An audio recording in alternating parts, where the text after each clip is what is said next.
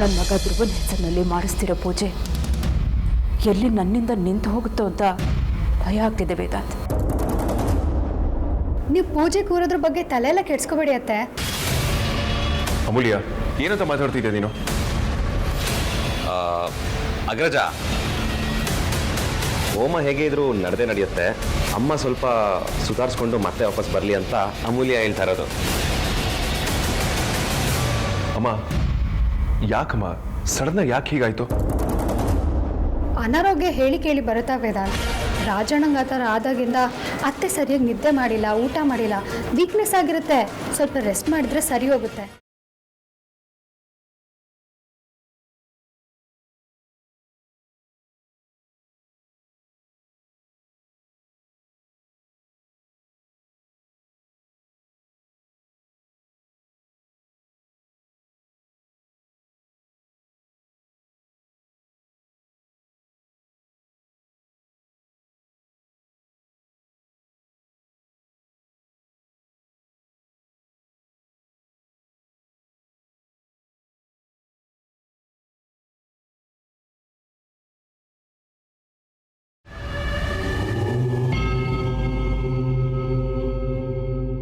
ಶಂಭೋ ಮಹಾದೇವ.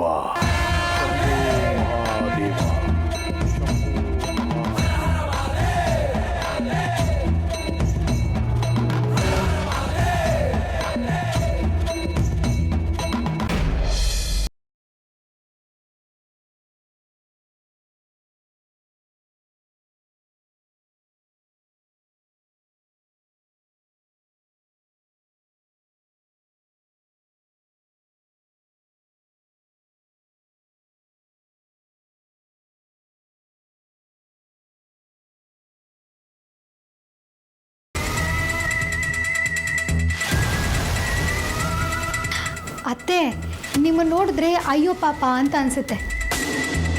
ಬೆಟ್ಟ ಹತ್ತಕ್ಕಾಗದಿರೋರು ಬೆಟ್ಟ ಹತ್ತೀನಿ ಅಂದರೆ ಪಕ್ಕ ಪಕ್ಕ ಅಂತ ನಗು ಬರಲ್ವಾ?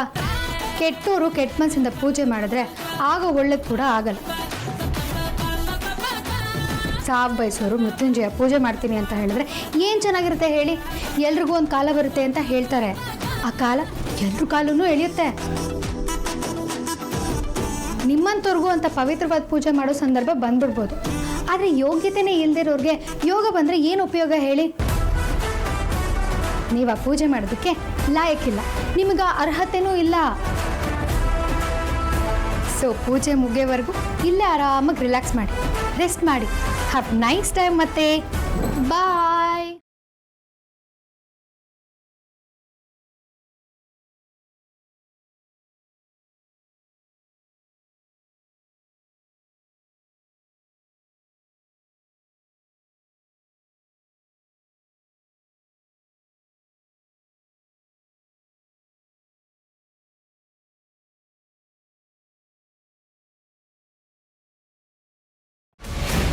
ಮೃತ್ಯುಂಜಯ ಪೂಜೆನ ಯಾರ ಹೆಸರಲ್ಲಿ ಮಾಡಿಸ್ತಿದ್ದೀರಾ ಅವ್ರನ್ನ ಕರ್ಕೊಂಬನ್ನಿ.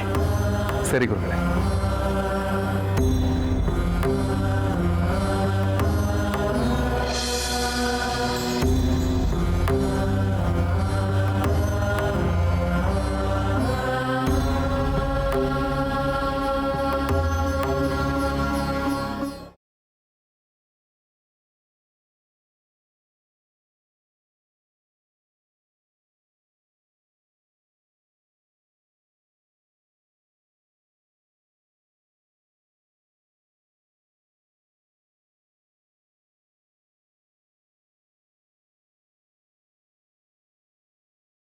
ಇವ್ರ ಪರವಾಗಿ ಪೂಜೆ ಕೂರವ್ರು ಯಾರು? ಅವ್ರನ್ನ ಕರ್ಕೊಂಬನ್ನಿ. ಗುರುಗಳೇ, ಅವ್ರಿಗೆ ಆರೋಗ್ಯ ಸರಿ ಇಲ್ಲ, ಅದಕ್ಕೆ ಸ್ವಲ್ಪ ರೆಸ್ಟ್ ಮಾಡ್ತಿದ್ದಾರೆ. ಅಮ್ಮ ಈಗ ಸ್ವಲ್ಪ ಸುಧಾರಿಸ್ಕೊಂಡಿರ್ತಾರೆ ಅನ್ಸುತ್ತೆ. ನಾನು ಹೋಗಿ ಕರ್ಕೊಂಬರ್ತೀನಿ ಗುರುಗಳೇ. ಅಲ್ಲ ವೇದಾಂತ್, ನಾನು ಅಕ್ಕ ಈಗ ತಾನೇ ಅತ್ತೆನ ರೂಮಲ್ಲಿ ಮಲಗಿಸ್ ಬಂದಿದ್ದೀವಿ. ಅವ್ರು ಇಷ್ಟು ಬೇಗ ಹೇಗೆ ಸುಧಾರಿಸ್ಕೊಳ್ತಾರೆ? ನೀನು ಹೋಗಿ ಬಲವಂತವಾಗಿ ಎದ್ದೇಳಿಸಿದ್ರೆ ಅವ್ರಿಗೆ ಡಿಸ್ಟರ್ಬ್ ಮಾಡ್ದಂಗೆ ಆಗಲ್ವಾ? ಹಾಗಂತ ಅಮ್ಮ ಇಲ್ಲದೆ ಪೂಜೆ ಶುರು ಮಾಡಿಸೋದಕ್ಕೆ ಆಗೋದಿಲ್ಲ ಅಮೂಲ್ಯ. ಧ್ರುವನ ಆಯುಷ್ಯ ಗಟ್ಟಿಯಾಗಿರಲಿ, ಮೃತ್ಯುಂಜಯ ಹೋಮ ಮಾಡಿಸ್ಬೇಕು ಅಂತ ಹೇಳಿದ್ದೆ ಅಮ್ಮ. ಅವರು ಇಲ್ಲದೆ ಪೂಜೆ ಮಾಡಿಸೋದು ನನಗೆ ಯಾಕೋ ಸರಿ ಅನ್ಸಲ್ಲ. ಇಂಥ ಪರಿಸ್ಥಿತಿಲಿ ಅತ್ತನ ಪೂಜೆ ಕೂರಿಸೋದು ನಂಗೆ ಯಾಕೋ ಸರಿ ಅನಿಸ್ತಿಲ್ಲ ವೇದಾಂತ್. ರಾಜಣ್ಣನ ಆರೋಗ್ಯ ಸರಿ ಮಾಡೋಕ್ಕೆ ಹೋಗಿ ಸರಿಯಾಗಿರೋ ಅತ್ತೆ ಆರೋಗ್ಯನ ಹಾಳು ಮಾಡೋದು ಬೇಡ. ನಾವೇ ಪೂಜೆನ ಮುಂದುವರ್ಸೋಣ. ಇಲ್ಲ ಮೂಲ್ಯ, ಅಮ್ಮ ಕೂತ್ರನೇ ಪೂಜೆಗೆ ಒಂದು ಅರ್ಥ ಅಂತ ಇರೋದು. ಅಮ್ಮ ಇಲ್ಲದೆ ಪೂಜೆ ನಡೆಸಿದ್ರೆ ನನ್ನ ಪ್ರಕಾರ ಯಾವ ಪ್ರಯೋಜನವೂ ಇಲ್ಲ. ಹಾಗಂತ ಪೂಜೆನ ಕ್ಯಾನ್ಸಲ್ ಮಾಡೋಕ್ಕಾಗುತ್ತೆ ವೇದಾಂತ್? ಅಮ್ಮ ಸುಧಾರಿಸ್ಕೊಂಡು ಪೂಜೆ ಕೂತ್ರೆ ಪೂಜೆ ಮುಂದುವರಿಯುತ್ತ ಮೂಲ್ಯ. ಇಲ್ಲಾಂದ್ರೆ ಪೂಜೆನ ಕ್ಯಾನ್ಸಲ್ ಮಾಡೋಣ.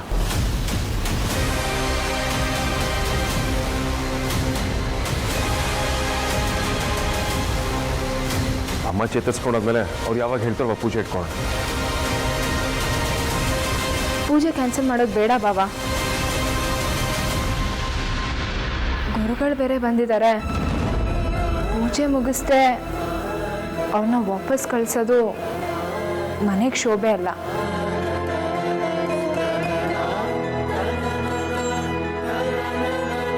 ಅತ್ತೆ ಕಂಡೀಷನ್ ಹೇಗಿದೆ ಅಂತ ನಾನು ನೋಡ್ಕೊಂಡ್ಬರ್ತೀನಿ. ಅತ್ತೆ ಸುಧಾರಿಸ್ಕೊಂಡಿದ್ರೆ ಪೂಜೆ ಮುಂದುವರ್ಸೋಣ. ನಾನು ಕರ್ಕೊಂಡ್ಬರ್ತೀನಿ ಬಾಬಾ.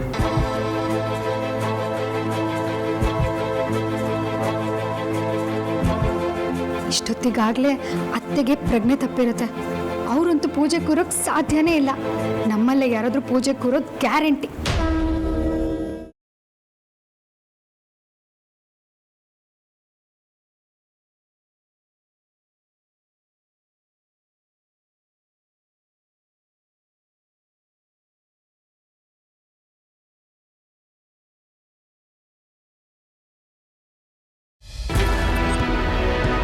ಯಾರಿದು ರೂಮ್ ಡೋರ್ ಕ್ಲೋಸ್ ಮಾಡಿರೋದು? ಅವಾಗಲೇ ನಾನು ಅಮ್ಮನೇ ಅತ್ತೆನ ಕರ್ಕೊಂಬಂದು ರೆಸ್ಟ್ ಮಾಡೋಕೆ ಬಿಟ್ಬಿಟ್ಟು ಹೋದ್ವಿ.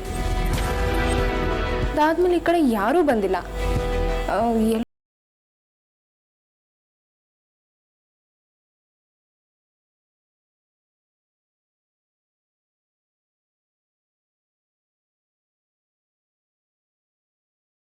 ಯಾವುದಕ್ಕೂ ಒಂದ್ಸತಿ ರೂಮ್ ಒಳಗಡೆ ಹೋಗಿ ನೋಡೋಣ.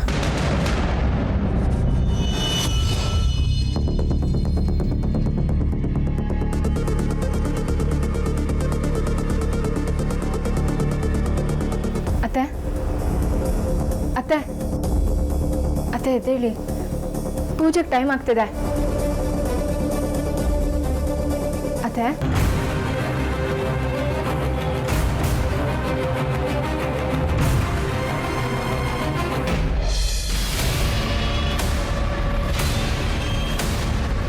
ಬಾಬಾ, ಅತ್ತೆಗೇನೋ ಆಗಿದೆ. ಅವ್ರಿಗೆ ತುಂಬ ಹುಷಾರಿಲ್ಲ ಅನ್ಸುತ್ತೆ. ಅವ್ರೇನು ಮಾತಾಡ್ತಾನೆ ಇಲ್ಲ.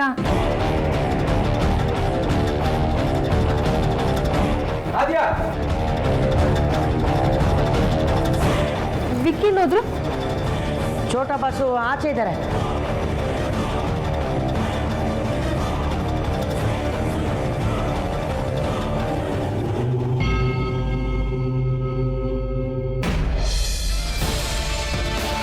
ಅಮ್ಮ ಅಮ್ಮ ಇದ್ದೇಳಿಮ್ಮ. ಅಮ್ಮ ಅಮ್ಮ ಅಮ್ಮ ಏನಾಯ್ತಮ್ಮ?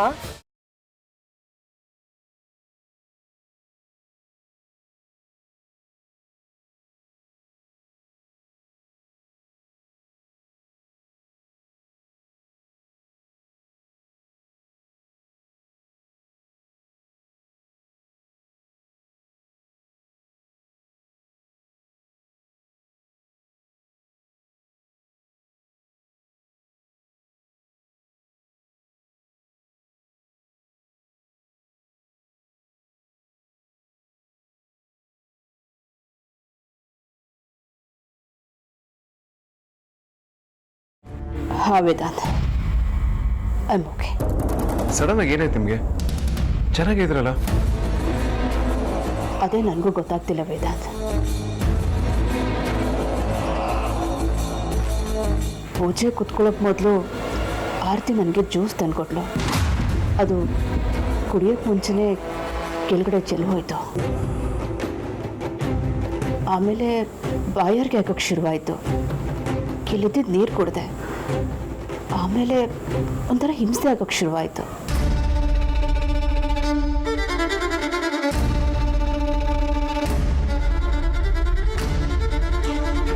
It's okay. ಈಗ ಹೇಗಿದ್ದೀರಾ? ಬೆಟರ್ ಫೀಲ್ ಆಗ್ತಿದೆಯಾ ಅಥವಾ ತುಂಬ ಸುಸ್ತೇನಾದರೂ ಇದೆಯಾ? ಸ್ವಲ್ಪ ಪರವಾಗಿಲ್ಲ. ಅಮ್ಮ ಪೂಜೆಗೆ ಎಲ್ಲರೂ ವೆಯ್ಟ್ ಮಾಡ್ತಿದ್ದಾರೆ, ಹಾಗಂತ ನೀವು ಈಗಲೇ ಬರೋ ಅವಶ್ಯಕತೆ ಇಲ್ಲ. ಸ್ವಲ್ಪ ಮಲ್ಕೊಳ್ಳಿ, ಚೆನ್ನಾಗಿ ರೆಸ್ಟ್ ಮಾಡಿ, ಆರಾಮ್ ಅನ್ಸಾದ್ಮೇಲೆ ಬನ್ನಿ.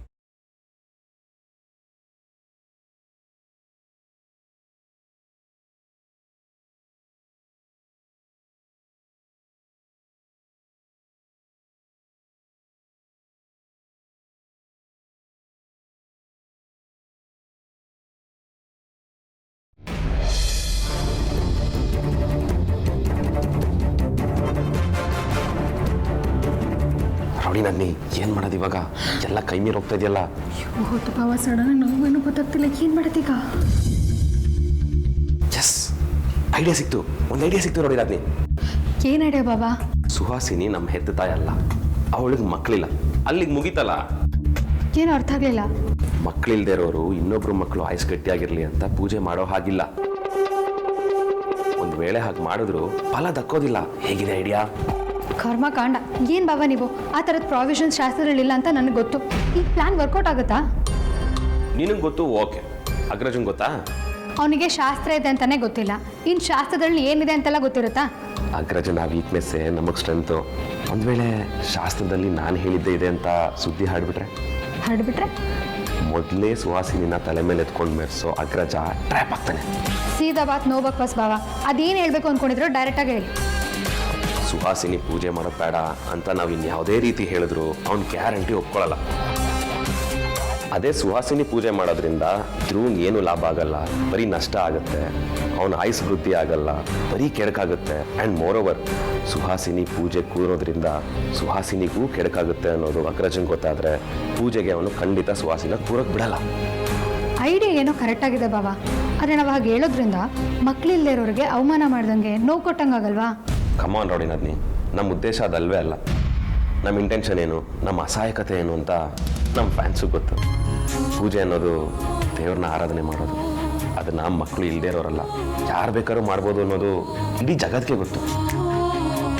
ಇಂಥ ದುಷ್ಟರನ್ನ ದೂರ ಇಡೋಕ್ಕೆ ಈ ಕೆಲಸ ಮಾಡ್ತಿರೋದ್ರಿಂದ, ನಮ್ಮ ಉದ್ದೇಶ ಒಳ್ಳೇದಾಗಿರೋದ್ರಿಂದ ನಾವೇನು ತಪ್ಪು ಮಾಡ್ತಿಲ್ಲ ಅಂತ ಅಂದ್ಕೊಳ್ತೀವಿ.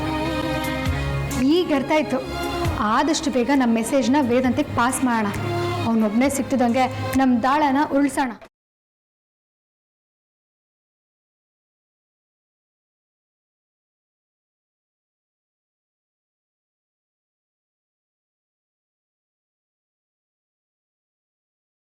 ಇಲ್ಲಿದಂತಾನೆ ಇದಾನೆ, ಕೆಳಗೆ ಹೋಗ್ತೀನಿ. ಹೋಗು.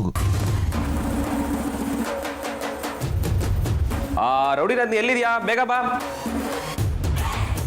ಹಾ ಬಾಬಾ, ಬಂದೆ.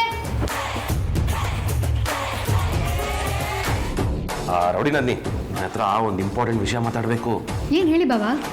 ಅಗ್ರಜ ಇಲ್ಲೆಲ್ಲೂ ಇಲ್ಲ ತಾನೆ?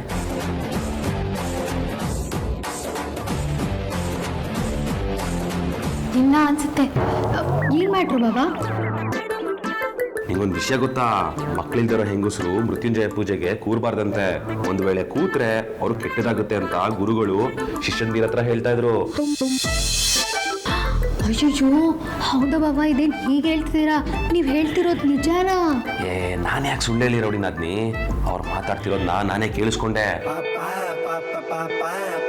ಅಯ್ಯಯ್ಯೋ, ಯಾಕೆ ಕುತ್ಕೋಬಾರ್ದಂತೆ ಬಾಬಾ? ಏನಾಗತ್ತಂತೆ? ಅವ್ನು ಮತ್ತೆ ಇನ್ನೇನು ಹೇಳಿದ್ರು ಬಾಬಾ? ಮಕ್ಕಳಿಲ್ದಿರೋ ಹೆಂಗಸರು ಆ ಪೂಜೆ ಕೂತ್ರೆ ಆಯಸ್ ಕಮ್ಮಿ ಆಗ್ಬಿಡುತ್ತಂತೆ. 10 ವರ್ಷ ಬದುಕೋರು 1-2 ವರ್ಷಕ್ಕೆ ಸುತ್ತೋಗ್ಬಿಡ್ತಾರಂತೆ. ಮೃತ್ಯುಂಜಯ ಅಂದರೆ ಸಾವನ್ನೇ ಗೆದ್ದು ಬಂದಿರೋರಲ್ವಾ, ಜನ್ಮನೇ ನೀಡಿಲ್ದವ್ರಿಗೆ ಆ ಪೂಜೆ ಫಲ ತಕ್ಕೋದಿಲ್ವಂತೆ. ಇಲ್ಲ ಅಂದರೆ ಅವ್ರಿಗೆ ಉಲ್ಟಾ ಹೊಡಿಯೋ ಸಾಧ್ಯತೆ ಇದೆ ಅಂತ ಹೇಳ್ತಾ ಇದ್ರು. ಇದೊಳ್ಳೆ ಪಜಿತಿ ಆಯ್ತಲ್ಲ ಬಾಬಾ. ಪಾಪ ಅತ್ತೆ, ರಾಜು ನಂಗೆ ಒಳ್ಳೇದಾಗುತ್ತೆ ಅಂತ ಪೂಜೆ ಕೂತ್ಕೋತಿದ್ದಾರೆ. ಈಗ ಅದರಿಂದ ಅವ್ರಿಗೆ ಕೆಟ್ಟದಾಗುತ್ತೆ ಅಂದರೆ ಏನರ್ಥ ಬಾಬಾ? ಅದೇ ನನಗೂ ಗೊತ್ತಾಗ್ತಾ ಇಲ್ಲ. ನಮ್ಮ ಅಗ್ರಜಂಗೆ ಇಂಥದ್ದೆಲ್ಲ ಹೇಳಿದ್ರೆ ಅವ್ನು ನಂಬೋದೇ ಇಲ್ಲ. ಅದಕ್ಕೆ ತಲೆ ಕೆಡ್ತಾ ಇದೆ, ಇದನ್ನೆಲ್ಲ ಅವ್ನಿಗೆ ಹೇಗೆ ಹೇಳೋದು ಅಂತ. ಪಾಪ ನಾವು ಇಷ್ಟು ದಿನ ಮದರ್ ಇಂಡಿಯಾನ ಡೌಟ್ ಪಟ್ಬಿಟ್ವಿ. ಆದರೆ ಅವರು ಏನನ್ನೂ ಮನಸ್ಸಲ್ಲಿ ಇಟ್ಕೊಳ್ದೆ ನಮ್ಮ ಧ್ರುವನ ಹೆಸರಲ್ಲಿ ಮೃತ್ಯುಂಜಯ ಪೂಜೆ ಮಾಡಿಸ್ತಿದ್ದಾರೆ. ಅದರಲ್ಲಿ ಅವ್ರಿಗೆ ಕಂಟಕ ಇರೋದನ್ನ ನೋಡಿಕೊಂಡು ನಾವು ಹೇಗೆ ಸುಮ್ಮನೆ ಇರೋದು?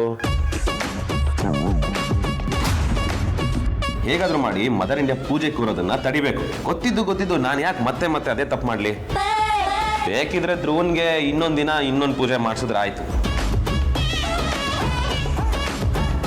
ಬಾಬಾ, ಈ ವಿಷಯನ ಗುರುಗಳು ಮೇನ್ ಶಿಷ್ಯನ ಹೇಳಿತು. ಹೌದು, ಅವರೇ ಅವ್ರು ಹೇಳಿದಾರೆ ಅಂದರೆ ನಿಜನೇ ಆಗಿರುತ್ತೆ ಬಾಬಾ. ಅವರು ಗುರುಗಳಷ್ಟೇ ಪವರ್ಫುಲ್ ಅಂತೆ, ಅವ್ರಿಗೂ ಎಲ್ಲ ಗೊತ್ತಾಗುತ್ತಂತೆ.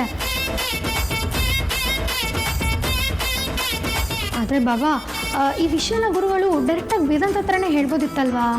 ಇಲ್ಲ ರೋಡಿನಾದ್ನಿ, ಹಾಗೆ ಹೇಳೋಕ್ಕಾಗಲ್ಲ. ಅವ್ರ ಪ್ರಕಾರ ನಾವೆಲ್ಲ ಸುವಾಸಿನಿ ಮಕ್ಕಳು ತಾನೆ. ಅವರು ಅಸಿಸ್ಟೆಂಟ್ ಹತ್ರ ಹೇಳ್ತಿದ್ರು. ಪಾಪ, ನಾನು ಸುಮ್ಮನೆ ಮದರ್ ಇಂಡಿಯಾ ಮೇಲೆ ಅನುಮಾನ ಪಟ್ಟು ತಪ್ಪು ಮಾಡಿಬಿಟ್ಟೆ. ಅವರಿಷ್ಟು ಒಳ್ಳೆಯವರು ಅಂತ ನನಗೆ ಗೊತ್ತಿರಲಿಲ್ಲ. ಅವ್ರ ಪೂಜೆ ಕೂರ್ತಿರೋದನ್ನ ನೆನೆಸ್ಕೊಂಡ್ರೆ ನನಗೆ ಭಯ ಆಗ್ತಾ ಇದೆ. ನಾನು ಮಾಡಿರೋ ತಪ್ಪಿಗೆ ಈಗಲೇ ನಾನು ಹೋಗಿ ಕಾಲು ಹಿಡ್ಕೊಂಡು ಕ್ಷಮೆ ಕೇಳಬೇಕು ಅನಿಸ್ತಿದೆ. ಇಲ್ಲ ಬಾಬಾ, ಅತ್ತೆ ತುಂಬ ಒಳ್ಳೆಯವರು. ಅವ್ರು ಅದನ್ನೆಲ್ಲ ಮನಸ್ಸಲ್ಲಿ ಇಟ್ಕೊಂಡಿರಲ್ಲ. ಒಂದು ವೇಳೆ ನೀವು ಹೋಗೋರ ಹತ್ರ ಕ್ಷಮೆ ಕೇಳಿದ್ರೆ ಅವ್ರು ಖಂಡಿತ ನಿಮ್ಮನ್ನ ಕ್ಷಮಿಸ್ತಾರೆ. ಯಾಕಂದರೆ ಆ ದೊಡ್ಡ ಗುಣ ಅವರಲ್ಲಿದೆ. ಅವ್ರಿಗೇನೋ ಕ್ಷಮಿಸೋ ದೊಡ್ಡ ಗುಣ ಇದೆ. ಆದರೆ ನಾನು ಯಾವ ಮುಖ ಹಿಡ್ಕೊಂಡು ಕ್ಷಮೆ ಕೇಳಕ್ಕೆ ಹೋಗಲಿ? ಯಾಕೆಂದರೆ ಅವ್ರ ವಿಷಯದಲ್ಲಿ ನಾನು ತುಂಬ ಕೆಟ್ಟದಾಗಿ ನಡ್ಕೊಂಡ್ಬಿಟ್ಟಿದ್ದೀನಿ. ಮದರ್ ಇಂಡಿಯಾ ಪೂಜೆ ಕೂರೋದ್ರಿಂದ ಅವ್ರ ಜೀವಕ್ಕೆ ಏನಾದರೂ ಹೆಚ್ಚು ಕಮ್ಮಿ ಆಗಿಬಿಟ್ರೆ ನನಗೆ ಯಾಕೋ ಭಯ ಆಗ್ತಿದೆ.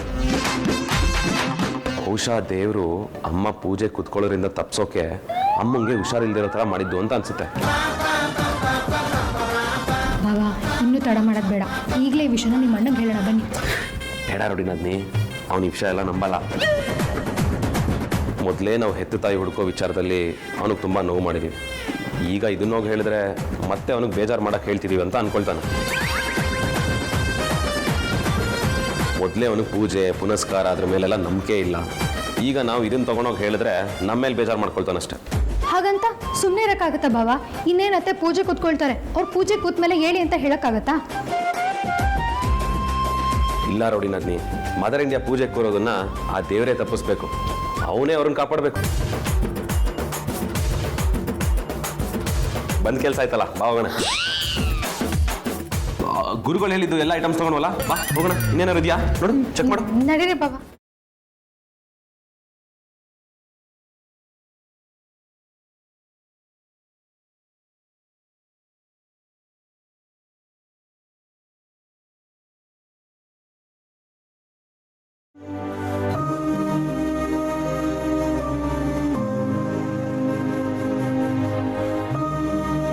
ಇದೇನ್ರಿ ಒಬ್ಬರೇ ಬರ್ತಿದ್ದೀರಾ?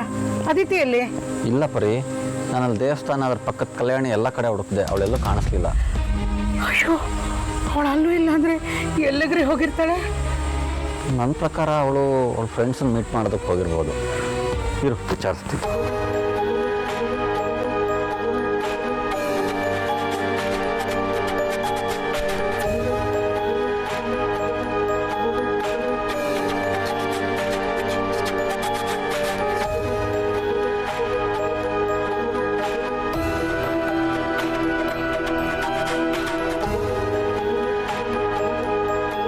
ಬರೀ ಅವರೆಲ್ಲ ಏನು ಹೇಳಿದ್ರು? ನೀವು ಮಾತಾಡಿದ ರೀತಿ ನೋಡಿದ್ರೆ ಅವ್ರು ಯಾರಿಗೂ ಏನೂ ಗೊತ್ತಿಲ್ಲ ಅನಿಸುತ್ತೆ. ಹೌದು ಪರಿ, ಅವ್ರಿಗೆ ಗೊತ್ತಿಲ್ವಂತೆ. ಅದು ಅಲ್ಲದೆ ಅವರು ಅದಿತಿನ ಮೀಟ್ ಮಾಡಿ ತುಂಬ ದಿವಸ ಆಯಿತು, ಫೋನ್ನಲ್ಲೂ ಸಿಕ್ಕಿಲ್ಲ ಅಂತ ಹೇಳಿದ್ರು. ಇದಕ್ಕೆ ರೀ ನನಗೆ ಭಯ ಆಗ್ತಿರೋದು. ಎಲ್ಲಿ ನೋಡಿದ್ರು ಯಾರನ್ನು ಕೇಳಿದ್ರು ಇಲ್ಲ ಅಂತ ಹೇಳ್ತಿದ್ದಾರೆ. ಯಾಕ್ರಿ ಈ ಹುಡುಗಿ ಈ ಥರ ನನಗೆ ಹೊಟ್ಟೆ ಉರಿಸ್ತಿದ್ದಾಳೆ? ಅವಳೊಂದು ಮಾತು ಹೇಳೋಗಿದ್ರೆ ನಾನು ಬೇಡ ಅಂತಿದ್ನಾ? ಇರು, ನಾನು ಅವ್ರ ಕಾಲೇಜ್ ಹತ್ರ ಹೋಗಿ ವಿಚಾರಿಸ್ಕೊಂಡು ಬರ್ತೇನೆ. ಏನೂ ಆಗಲ್ಲ, ನೀನು ಗಾಬರಿ ಆಗ್ಬೇಡ. ಅಯ್ಯೋ ದೇವ್ರೆ.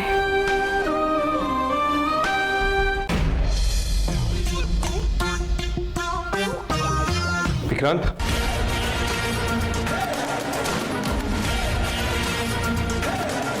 ಏನಾಗ್ರಜ?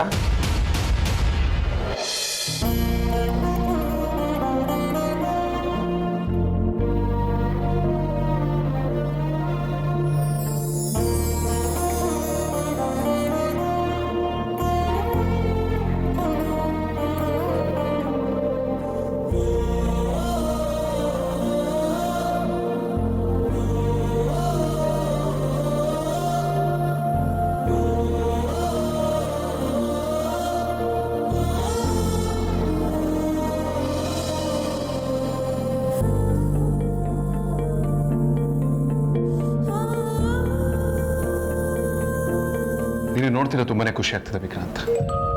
ಇನ್ನು ಹೀಗೆ ಹೇಳೋದನ್ನ ಕೇಳೋದಕ್ಕೆ ಒಂದು ಖುಷಿ ಆಗಲ್ಲ. ಬಟ್ ಈ ಟೈಮಲ್ಲಿ ಇದನ್ನ ಯಾಕೆ ಹೇಳ್ತಿದ್ಯಾ ಅಂತ ಕೇಳ್ಬೋದಾ? ನೀನು ಅಮ್ಮನ ವಿಷಯದಲ್ಲಿ ತುಂಬಾನೇ ಬದಲಾಗಿದೆಯಾ ವಿಕ್ರಾಂತ್. ನಿನಗೆ ಅಮ್ಮನ ಮೇಲೆ ಮೊದಲಿದ್ದ ಒಪಿನಿಯನ್ಗೂ ಈಗಿರೋ ಒಪಿನಿಯನ್ಗೂ ತುಂಬಾ ಡಿಫ್ರೆನ್ಸ್ ಇದೆ. ನೀನು ನೀನು ತಪ್ಪನ್ನ ತಿದ್ಕೊಂಡಿದ್ಯಾ, ಅದಕ್ಕೆ ಪಶ್ಚಾತ್ತಾಪ ಕೂಡ ಪಡ್ತಿದ್ಯಾ. ತಪ್ಪು ಮಾಡೋದು ಸಹಜ, ಆದರೆ ಅದನ್ನು ತಿದ್ಕೊಂಡು ನಡೆಯೋದು ಸಾಮಾನ್ಯ. ಇವತ್ತಿನ ಜಗತ್ತಲ್ಲಿ ಈ ಥರ ಜನಗಳು ಸಿಗೋದು ತುಂಬ ರೇರ್.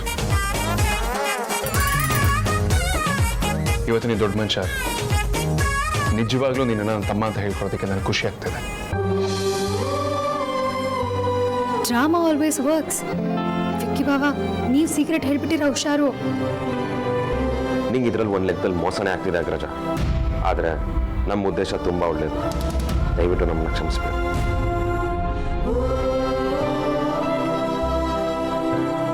ಏನು ಯೋಚನೆ ಮಾಡ್ತಿದ್ಯಾ? ಏನಿಲ್ಲ ಅಗ್ರಜ, ನೀನು ಇದ್ದಕ್ಕಿದ್ದಾಗೆ ಯಾಕೆ ಹೀಗೆ ಹೇಳ್ತಿದ್ಯಾ ಅಂತ ಯೋಚನೆ ಮಾಡ್ತಾ ಇದ್ದೆ.